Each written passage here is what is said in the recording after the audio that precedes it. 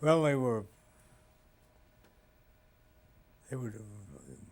generally done very well, and the ones that were done by Delbert Mann I thought were the most interesting. And I used to work with a scenic designer, art director named Otis Riggs, and we were constantly. Fred would be in the studio too, and he'd want something else, and so Fredco. So I'd be with Otis, and we'd go way downstairs in the sub-basement of the RCA building, and we had a property room there. We called it Ken's Alley because Ken Jackson was the property master. And we had a key, and we'd go down and look for a piece of furniture or something that they wanted.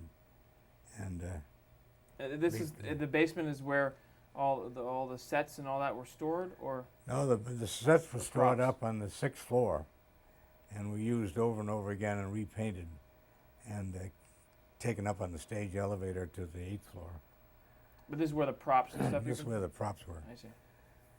And I never knew whether the prop had been, or the scene, or the furniture had been asked for to begin with, or whether it was the thing that was wanted or thought it would be a good idea, and you sort of had to pick it out of the air. Because when you had your list of everything you needed, you would go out. I wouldn't go out, but the art director would go out to houses which rented beautiful period furniture and everything like that. We just had a few odds and ends, you know. But it brings to mind a thing. They decided to bring Anatole Litvak in from the coast. And he'd never done a television show. And he was to do the production of Meyerling. And the only thing I'm going to be able to tell you, but it had an enormous cast. It had Audrey Hepburn in it, and tons and tons of Hollywood performers, and had a lot of military uniforms.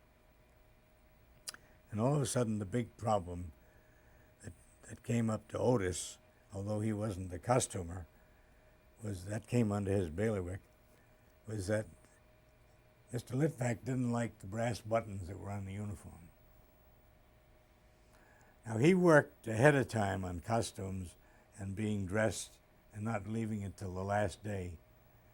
So we did have some time, but I went down to Barclay Street down in New York, where you can get all kinds of supplies that are used in the clothing industry. And we went to this place that dealt in buttons, and we came back with a keg of buttons. They didn't have any design on it, but anyway, we had to take them off all the uniforms that had been rented from the costume house, and so they had the wardrobe put them on, just so that Mr. Litvak, when he looked at the scene, would have a uniformity of all the soldiers that were in the scene, which seemed pretty far-fetched, but we had to do what we were told to do. So that was the problem of the day, was to get buttons that matched. I mean, it wasn't a union job necessarily to go look for them, although he was a union member. But I don't know, maybe I was sent so they wouldn't spend too much money or something.